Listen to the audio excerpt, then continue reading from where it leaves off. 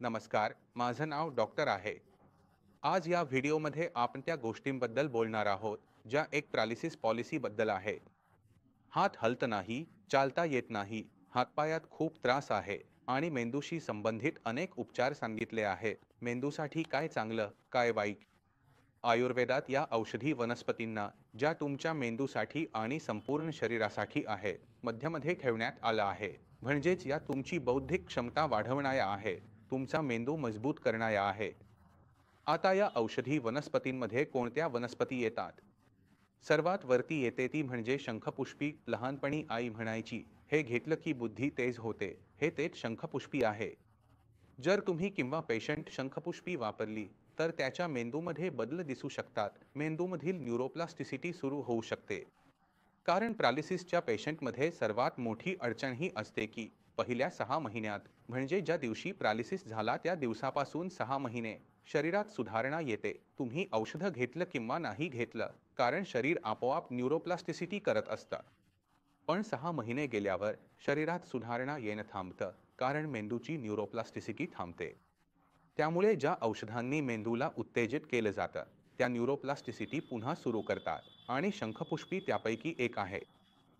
दुसरी जडीबुटी आहे ब्राह्मी. ही जास्तीत जास्त लोकांना माहिती असते, कारण शंखपुष्पीसारखंच ब्राह्मीबद्दलही लोकांनी ऐकलं आहे. लहानपणी ब्राह्मीचे जे काम आहे, ते अगदी शंखपुष्पीसारखंच असतं. ही देखील न्यूरोप्रोटेक्टिव्ह आहे. मेंदूच्या पेशींना ताकद देते, त्यांना नुकसान होऊ देत नाही.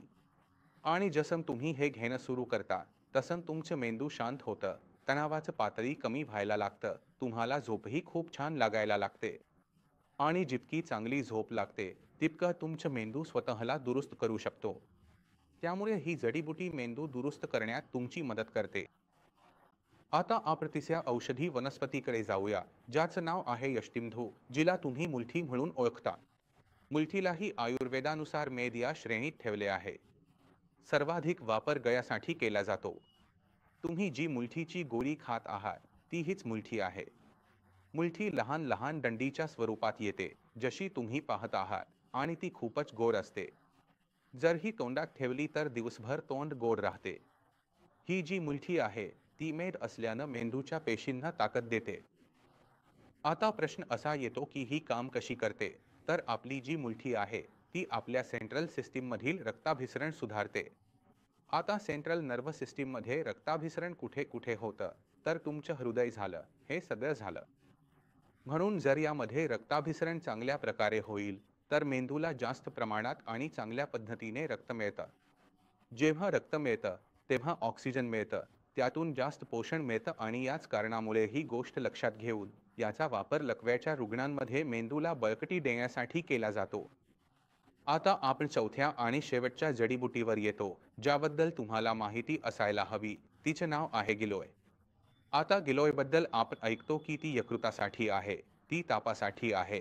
पण फार कमी आणि खरे वैद्य असतात त्यांना माहिती असतं की गिलोय जिथे वापरली, ज्या आजारात वापरली, तिथे ती 2 पट परिणाम देते. म्हणून हरी गिलोयला सर्वोत्कृष्ट औषधी मानली जाते. म्हणून गिलोय ही या श्रेणीत येते. आता गिलोय कशी काम करते हे समजून घेणंही गरजेचं आहे. तर गिलोयमध्ये अँटीऑक्सिडंट्स खूप चांगल्या प्रमाणात असतात, जे फ्री रॅडिकल्स असतात आणि आपल्याला नुकसान पोहोचवतात.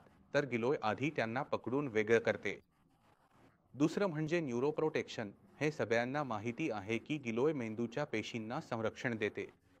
आता मेंदूला संरक्षण देण्यासोबतच मेंदूचं कामही सुधारते, तणावाचं प्रमाण कमी करते. तर गिलोयसोबतच मधू म्हणजेच मुलेखी, ब्राह्मी, शंखपुष्पी या 4 औषधी वनस्पती अशा आहेत ज्या लकव्याच्या रुग्णाला मदत करू शकतात, त्याला पुन्हा चालायला, हातपायात ताकद परत मिळवायला. त्यामुळे जेवढेही पॅरालिसिसचे पेशंट आहे, त्यांनी या 4ही गोष्टी समान प्रमाणात घेऊन त्याचा पूर बनवावा आणि 1 चमचा सकाळी, 1 चमचा संध्याकाळी कोमट पाणी किंवा दुधासोबत घ्यायला सुरुवात करावी. त्यांना आपल्या शरीरात बदल जाणवतील, हातपायात. पण हे उपचार मेंदूसाठी आहे, कारण मेंदूचं नुकसान झालं होतं, मेंदूच्या भागाला इजा झाली होती. आपल्याला जर हातपायात ताकद पुन्हा आणायची असेल, तर आपल्याला मेंदूच्या त्या भागाची दुरुस्ती करावी लागेल.